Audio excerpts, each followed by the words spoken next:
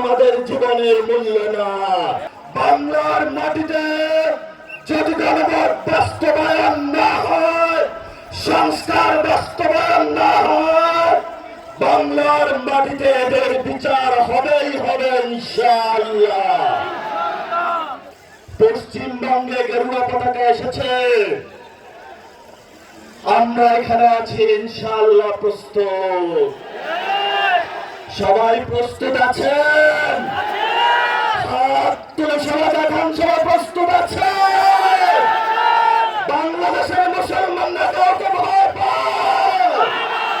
আমরা তাকে ভয় পাই একমাত্র, আমরা একমাত্র আল্লাহকে ছাড়া কাউকে ভয় পাই না। অসংখ্য শহীদ আমাদের সামনে আছে, শহীদ হবো, জান্নাতের বুকে ঘুরে বেড়াবো। তোমাদের জন্য, তোমাদের মতো 2 টাকার মতো আমাদের জীবনের মূল্য না। শেখ হাসিনাকে নিয়ে আসবো এই দেশে, ফাঁসির কাস্টে ঝুলাবো। তারা চাইবে দেলোয়ার হোসেন সাইদি থেকে শুরু করে অসংখ্য মানুষকে বাংলাতে ফাঁসির কাস্টে ঝুলিয়েছিল, আমরাও তাদের বিচার করব ইনশাআল্লাহ। শেষ কথা যেটা সীমান্তে হত্যা হয়, উনি বলে সবার আগে বাংলাদেশ, বলে জাতীয়তাবাদী, এটা ভুয়া জাতীয়তাবাদী।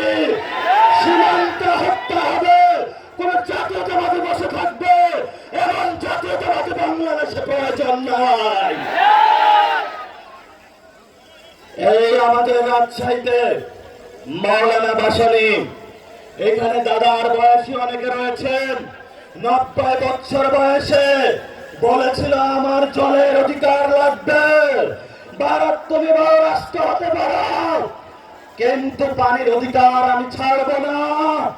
আজকে ফারাক্কার ঐতিহাসিক দিবসে পানির অধিকার, সীমান্ত হত্যা বন্ধ, গণভোটের রায় বাস্তবায়ন, মানুষের বিদ্যুৎ গ্যাসের চাহিদা এবং শেখ হাসিনার বিচারের দাবিতে আপনারা ঐক্যবদ্ধ সংগ্রাম শুরু করেছেন। রাজপথে, পার্লামেন্ট থেকে এখানে সংগ্রাম গড়িয়েছে, এই আজাদীর সংগ্রাম চলবে চলবে। ইনকিলাব জিন্দাবাদ।